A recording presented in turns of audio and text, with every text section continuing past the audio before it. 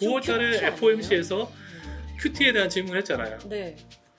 계획대로 진행하면 되잖아요. 긴축한다. 근데 시장은 올랐잖아요. 계속 가요. 그러면 무슨 말이겠어요? 어떻게 계속 갈까요? 열정이 강했다는 거죠. 제가 항상 말씀드린 게 가유불급이라는 말이 있지 않습니까? 제가 봤을 때 시장 유동성은 줄어들고 있는데 시장은 만약에 반대적으로 움직였다? 그럼 다시 돌아오게 됩니다.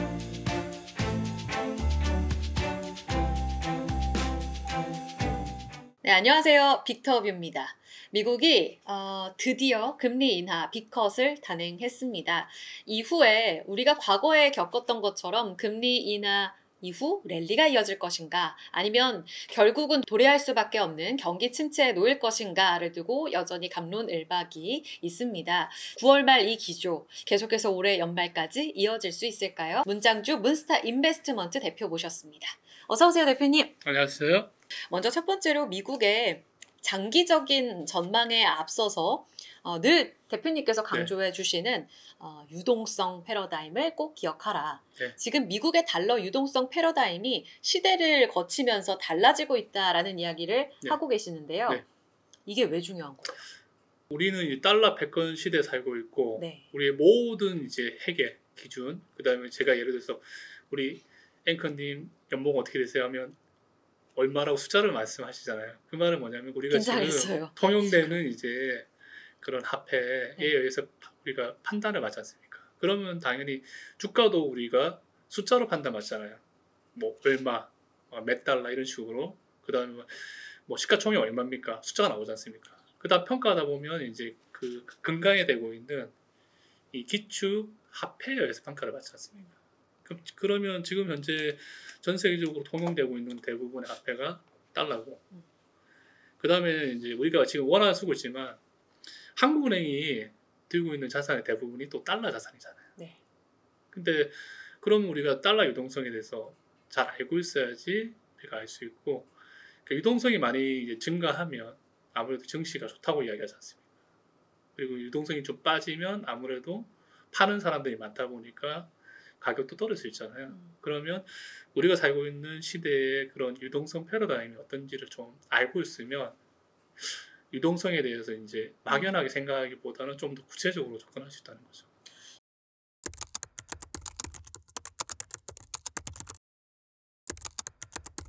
시장 큰 그림을 그리기 위해 필수적인 개념이라는 건데, 네. 이게 어떻게 변화해 갔는지 간략하게 짚고 저희 장기 전망으로 갈게요. 그러니까 좀 쉽게 생각하면 원래 유동성은 네. 시중은행에서 대출을 해주면 늘어납니다. 은행 대출. 그러면 대출을 하기 위해서 가장 중요한 거는 금리잖아요. 금리.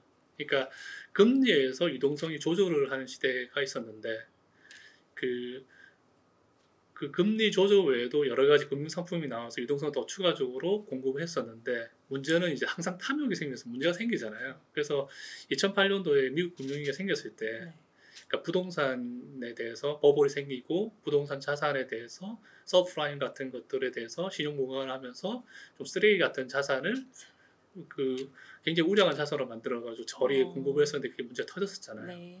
근데 그때 그 문제를 해결하기 위해서, 그러니까 금융위기가 생겼을 때 그런 이제 문제를 해결하기 위해서 미 연준이 이제 도입했던 게 양적으로 통화량을 공급하는 형태가 나타났지 않습니까? 네.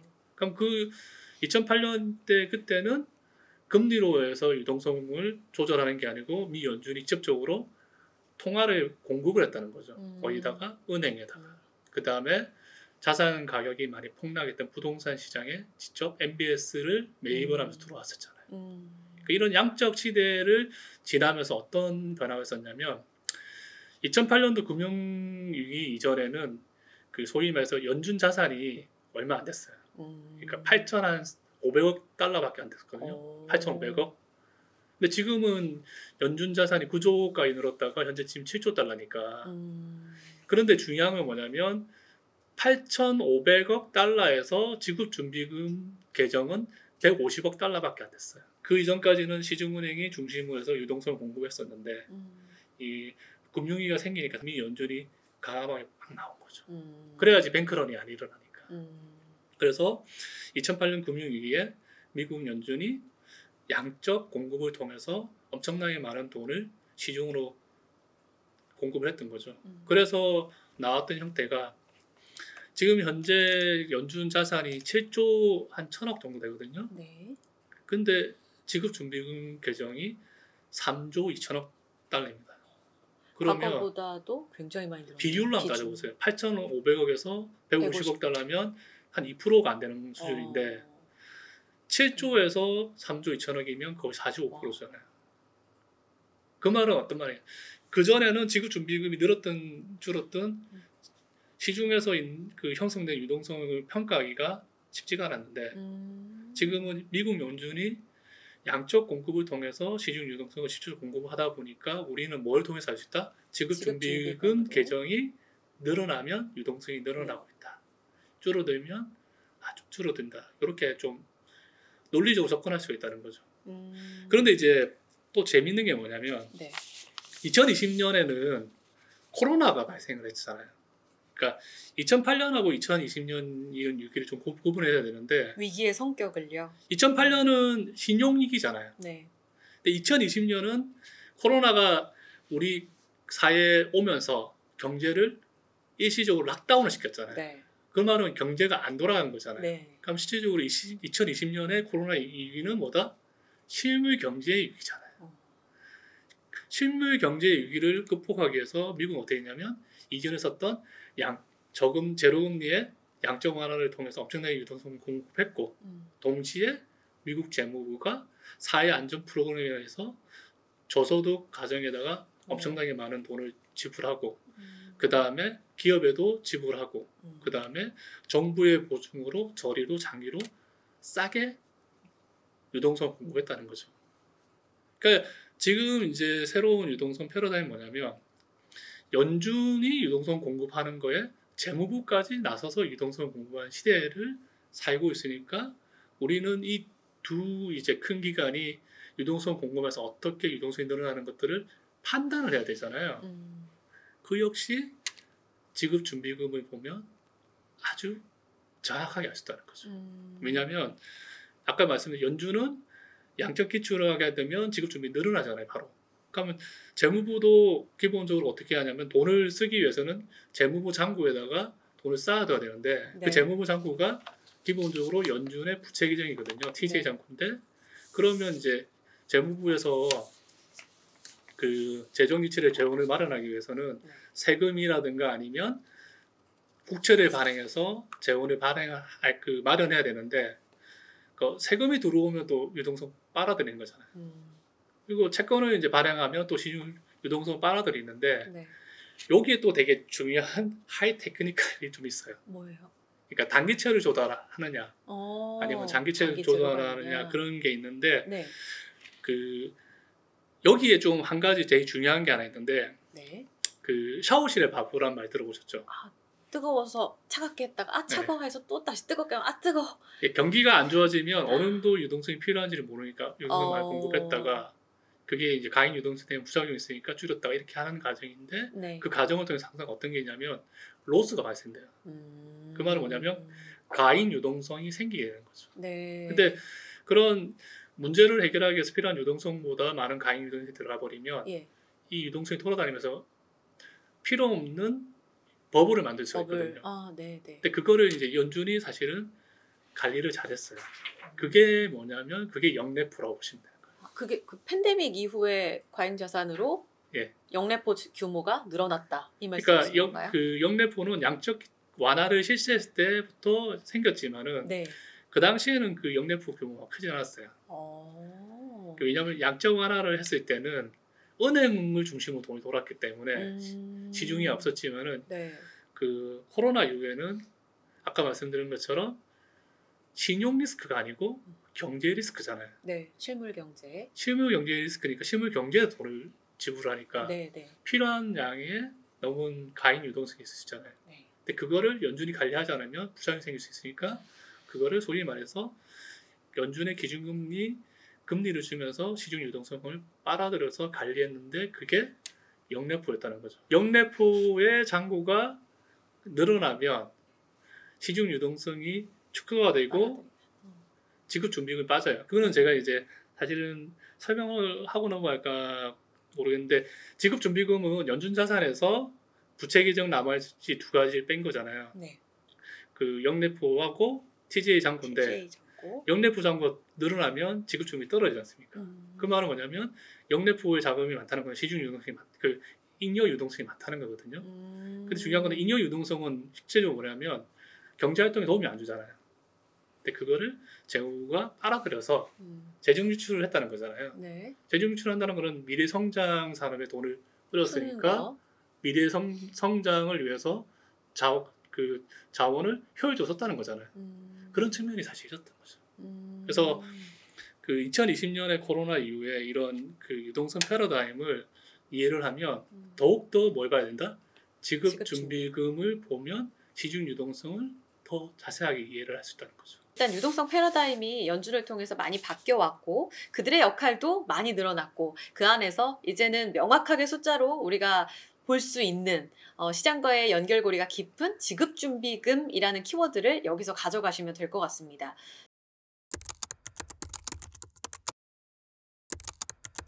어, 9월에 지금은 사상 최고가 움직임을 보여주고 있지만 9월 초반만 하더라도 특히 FOMC 회의 이전까지는 변동성 부침이 꽤 컸었어요. 네. B컷을 단행했는데요. 네. 미국 경기 사이클 하강 현실성 있을까요? 그 일전에도 제가 계속 이야기했었는데 2022년도 이후에는 미 연준이 유동성을 사실은 감소를 시키면서 일정 밴드에서 관리를 했었어요. 2022년도에 보면 주가가 빠졌잖아요. 맞아요. 그러면 사실은 그때는 유동성 빠졌어요. 왜냐하면 그때 인플레이션 심했었잖아요. 네. 그러니까 인플레이션 심하면 당연히 연준은 제일 책무가 인플레이션 파이터거든요. 그러니까 인플레이션 잡기 위해서 당연히 통화량을 줄이면서 했는데 네. 그렇게 해서 사실 그 돌이켜보면 2022년도에도 경기 침체 관련된 그런 많았었죠. 그 우려감이 되게 많았었잖아요. 그쵸. 근데 그게 방어가 됐다는 건 무슨 말이겠습니까? 또 다른 데서 유동성이 들어왔다는 거잖아요. 제가 항상 말하는 게 그때 들어왔던 유동성이 바로 재무부발 유동성이라는 거죠. 아, 재무부의 역할로 방어가 됐다. 그러니까 2023년도, 네. 2024년도에 미국의 재정 지출 규모가 엄청나게 늘어났고 실제적으로 2023년도에 재정 적자 규모가 GDP 대비했을 때 6% 이상 넘어갔었잖아요. 근데 2022년, 23년 그러니까 미국 경기가 그 둔화되거나 침체 국면이 아닌데도 불구하고 미국 정부가 돈을 엄청 썼잖아요. 그 말은 뭐냐면 미 연준에 있는 많은 데이터를 보는 그런 전문가, 그런 박사님들이 네. 미국 경기에 대해서 우려를 했다고 보는 게 맞는 거죠. 왜냐하면 미국 경기가 굉장히 탄력적이거든요. 네. 그래서 그들은 뭘 보냐면 결국은 고용을 보는데 고용은 경기 후행 데이터입니다. 네. 근데 이제 기본적으로 이제 미국에서는 고용이 안 좋아지면 바로 임금 소득이 없어지게 되는 거잖아요. 그럼 소비를 못 하게 되는 거잖아요. 네. 미국 사람들처럼 소비를 좋아하는 사람들이 소비를 못 할 정도면 되면 경기가 급격하게 안 좋아질 수 있는 상황이 되니까 네. 접근하는데 잘 아셔야 되는 게 미국은 국내랑 달라요. 미국은 뭐냐면 고정금리로 길게 대출을 해요. 뭐 학자금도 그렇고. 그렇죠. 네. 그다음에 모기지로는 또 30년이고. 그럼 예를 들어서 2020년 저금리 시대에 만약에 내가 모기지론을 통해서 집을 산다고 하더라도 2% 미만의 금리로 내가 집을 구매를 했기 때문에 그 뒤로 금리가 아무리 뭐 5%가 올라온다고 하더라도 높은 고금리를 적용을 안 받는 거죠. 그래서 그러면 미국이 이제 50pp를 떨어뜨리면 네. 당장 유동성이 공급되냐? 그렇지도 않다는 거죠. 그렇겠네요. 이제 유동성이라는 건 대출 수요를 일으키는 건데 네. 금리가 인하가 막 빠지게 이르는 시점에서 많이 대출이 일어나는 거잖아요. 그러면 미국의 금리 인하라는 게 언제 효과가 있으려고 하면 통상 1년 후 정도에서 유동성 효과가 있다고 볼 수 있는 거죠. 오히려 재무부가 바로 돈을 넣는 게 유동성 효과가 더 클 수 있죠. 그래서 그 지난주에 있었던 부분에서 네. 그 연준이 이제 경기가 하강하는 것들을 막는다고 하더라도 네. 하강하는 것을 막을 수가 없어요, 그들은. 이게 당연한 자연적인 현상이라는 거죠. 그렇다고 생각하면 이 현상에 대해서 어떻게 일어날 수 있는 것을 알아야 한다는 거죠. 쉽게 말해서 이런 경기 둔화 사이클이 되고 연준이 기준금리를 떨어뜨리게 되고 그런 상황에서 유동성 상황이 바뀌게 됐을 때 자금을 조달하는 환경이 어떻게 바뀔 것이고 그 다음에 자금을 조달했던 상황을 어떻게 쓰면서 이런 상황이 어떻게 자산시장에 영향을 나타낼 수 있을까? 그거를 제가 판단을 해야 되고 여러분들도 그거를 판단하는 게 맞는 거지 않습니까? 우리 여기 앉아가지고 쓸데없이 경기 침체입니까? 소프트 랜딩입니까? 테크니컬 리세션입니까? 아니면 공황입니까? 그런 이야기 할 필요가 없는 거잖아요. 그래서 하강을 했을 때 어느 정도 시점에서 이게 방어가 될 수 있는지를 판단해야 되는 거지. 그거를 뭐 진행도 안 되는 거 가지고 이야기할 수도 없고요. 근데 이제 지난주 시장 같은 경우에는 되게 재밌었던 게 네. 빅컷을 하고 또 11월에 또 빅컷을 한다 이렇게 이야기하는데 투자 심리가 그런 부분을 가지고 굉장히 좋아졌었잖아요. 근데 사실 보면 그 이해가 안 되는 거죠. 왜냐 지금 미국 주식시장은 상당히 역사적 고점이지 않습니까? 그래서 그 시장은 제가 봤을 때는 이게 좀 적절하게 냉정과 열정은 왔다 갔다 해야 되는데 네. 너무 뜨거운 것 같아요. 그러니까 뜨겁다고 하는 거는 뭐냐면 부작용도 발생될 수 있다는 거죠. 네네. 그래서 제가 이제 그 좀 지금은 자세하게 안 살펴드리지만은 그 지급준비금이 최근에 보면 하락하고 있거든요. 하락하고 있고 이런 현상은 제가 봤을 때 10월 한 중순, 10월 오히려 10월 한 후반기까지는 이어질 수 있는데 제가 항상 이야기하는 게 뭐 개와 그 주인처럼 주인은 이제 예를 들어서 천천히 가고 있는데 개가 만약에 앞서서 가면 어떻게 되겠어요? 목줄이 당겨지면서 다시 돌아오겠죠. 네. 그런 과정을 거칠 수가 있다는 거죠.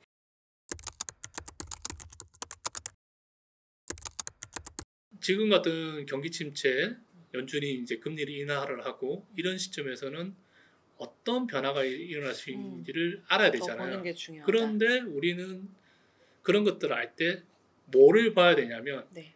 금리의 그 일드 커브를 봐야 된다는 거죠. 일드 커브요. 그러니까 장단기 차이. 갭이 어떻게 돼 있는지 좀 쉽게 이해하자면 장단기 금리가 역전이 되면 경기 침체가 몇 년에 온다는 이야기 많이 들었잖아요. 네. 그러니까 이번에 보면 장단기 역전이 되고 지금 거의 3년이 되는데도 지금 경기 침체가 안 오고 있잖아요. 근데 저는 어떻게 이야기하냐면 역전됐던 장단기 금리가 다시 정상화되는 타이밍 그때가 오히려 저는 워닝을 준다는 거죠. 그럼 단기 금리랑 장기 금리가 있는데 단기 금리가 올랐다는 거는 기준 금리를 올렸다는 거잖아요. 네. 그 말은 뭐냐면 여기 그 연준 입장에서는 경기가 가야 되거나 아니면 인플레이션 때문에 기준금리를 올리면서 유동성을 제어해서 했다는데 이번 같은 경우는 인플레이션 리스크가 있었으니까 기준금리 많이 올지 않습니까? 네. 그러면서 역전이 됐잖아요. 그 다음에 장기금리는 뭐다? 기준금리를 이제 올리면서 경기를 쿨링 시키니까 장기 네. 성장이 떨어지니까. 떨어지고. 네. 근데 다시 이게 역전될 때는 어떻게 장기금리 성장률이 좋기 때문에 올라가 이게 아니잖아요. 네, 네. 이제 인플레이션도 잡혔고 그러면 경기가 죽을 것 같아. 그러면 이제 죽어가는 경기를 살리기 위해서 금리를 떨어뜨리는 정책을 하는데 금리를 떨어뜨리는 폭이나 강도는 어떻게 되겠죠? 향후의 경기 침체의 정도에 따라서 강해지겠죠. 예를 들어서 우리 2020년이나 2008년 금융위기 때 금리 제로로 가는데 몇 달 안 걸리지 않습니까? 빅컷. 그러니까 쉽게 말해서 뭐냐면 기준금리가 빨리 떨어진다는 말은 경기가 심각하다는 많이 말이잖아요. 안 좋다는 거죠. 그럼 어떻게 돼? 주가는 어떻게 됐어요? 주가는 조정을 받죠. 조정보다도 폭락하겠죠 사실은. 우리 팬데믹 때 느꼈던 거죠. 예. 왜냐하면 경기가 안 좋으니까 경기를 급하게 살려야 된다니까 기준금리가 빨리 떨어지는 거잖아요. 네. 그러면 예를 들어서 이게 기준금리가 떨어져서 단기금리가 떨어지면서 이 금리가 이게 가팔라지는 거잖아요. 네. 그래서 가팔라지는 거를 영어로 스티프라고 하잖아요. 그러니까 그런 현상을 스티프닝이라 하거든요. 그래서 금리 스티프닝은 뭐다? 역전됐던 그 금리가 정상화되는데 이게 오히려 어떻게 보시면 되냐면 네. 기준금리를 연준이 떨어뜨렸다는 거는 연준은 경기를 안 좋게 본다는 거잖아요.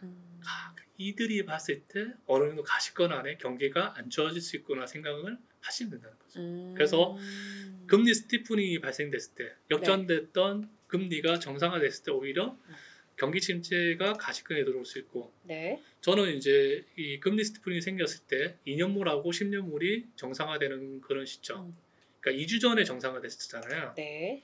그러면 통상 10개월 이내에 경기 침체가 와요. 내년이네요. 그리고 자 2년물보다도 3개월물이 더 기준금리 따라가잖아요. 그러면 10년물하고 3개월물인데 3개월하고 10년물이 다시 정상화가 되면 그때는 경기 침체 가시권이 4개월 이내 들어옵니다. 더 빨리 오는군요. 그 말은 뭐냐면 지금 이제 3개월물이 지금 4.67 정도 되거든요. 전요? 지금 10년물은 3.6, 3.7 정도 되잖아요. 네. 근데 기준금리 이제 다시 50bp 삐끗합니다. 생각해 보십시오. 그러면 또 4% 초반인데 예.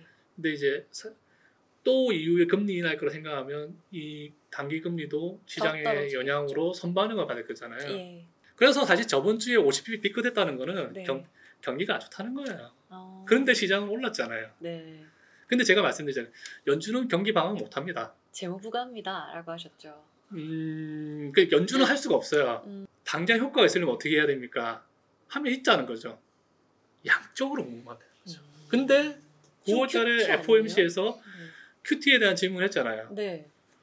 계획대로 진행하겠습니다 했잖아요. 긴축한다. 근데 시장은 올랐잖아요. 계속 가요. 그러면 무슨 말이겠어요? 어떻게 해석할까요? 열정이 강했다는 거죠. 그래서 이제 여기 단기표를 말하는 데가 아니기 때문에 네. 제가 항상 말씀드린 게 가유불급이라는 말이 있지 않습니까? 제가 봤을 때 시장 유동성은 줄어들고 있는데 시장은 만약에 반대적으로 움직였다? 그럼 다시 돌아오게 되는 거죠. 근데 이게 이제 제가 말씀을 드리는 거고 그래서 이제 제가 이 금리 스티프닝에서 말씀드린 게 뭐냐면 제가 이 말의 말미에서도 미국의 경기에 대한 둔화가 아니고 경제 성장을 이루어갈 때 가장 중요한 핵심은 뭐다 지금은 재무부발 유동성 공급이라고 했잖아요. 네. 그러면 재무부가 유동성을 공급을 하려면 재무부가 재정 지출을 할 수 있는 재원이 필요한데 네. 미국이 세금이 많은 것도 아니고 국채를 통해서 조달을 하잖아요. 네. 그러면 지금까지는 미국이 단기 국채를 통해서 미국의 잉여 유동성을 빨아들였습니다. 좀 아까 좀 말씀드리면 2022년도 초에 역내포 규모가 2조 이상 있었잖아요. 그러니까 미국에 보면 잉여 유동성이 2조 달러 이상 있었는데 그거를 미 재무부가 단기 국채를 발행하면서 TGA 잔고로 들어왔고 TGA 잔고에 들어온 돈을 미국이 어디다 썼냐면 미래 성장 엔진이라고 할 수 있는 AI, 빅테크, 반도체, 그 다음에 인프라 이런 데 쓴 거죠. 미국 내 잉여 유동성을 미국 정부가 단기 채권 발행을 통해 가지고 재정 지출을 써왔는데 네. 그 역내포 이제 잔고가 이제 3천억 미만으로 떨어졌어요. 네. 그 말은 뭐냐면 역내포 잔고가 이제 그 소진되고 그러니까 미국 내의 자원은 어떻게 되는 거예요? 잉여 유동성은 없어지는 거잖아요. 줄어든 것. 전반적으로 지금까지 미국의 자원을 효율적으로 재배치를 해버리게 된 거죠. 그러니까 미국의 성장이 좋을 수가 있는 거죠. 네, 네. 그러면 이제 앞으로 이런 형태로 미국 정부가 장기로도 성장을 유지를 하려고 하면 돈을 투입을 해야 되잖아요. 단기 국채를 계속. 근데 미국 내에서는 이제 돈이 없잖아요. 그러면 이제 생각할 수 있는 게 일단은 미 연준이 이제 유동성 공급하는 거 아니냐? 이렇게 생각이 드는 거예요. 네. 그래서 이제 시장은 이제 그렇게 반응을 할 수도 있는 거고, 하지만 금리로 접근할 수 있는 거는 시간이 걸리는 거고, 당장 이제 유동성 제약을 했던 QT를 중단을 하거나, 아니면 오히려 양적 완화를 해서 공급을 하게 되는 형태가 될 수도 있잖아요. 네. 근데 그렇게 되려면 어떻게 됩니까? 미국이 경기가 안 좋은 상태로 명분을 얻어야 됩니다.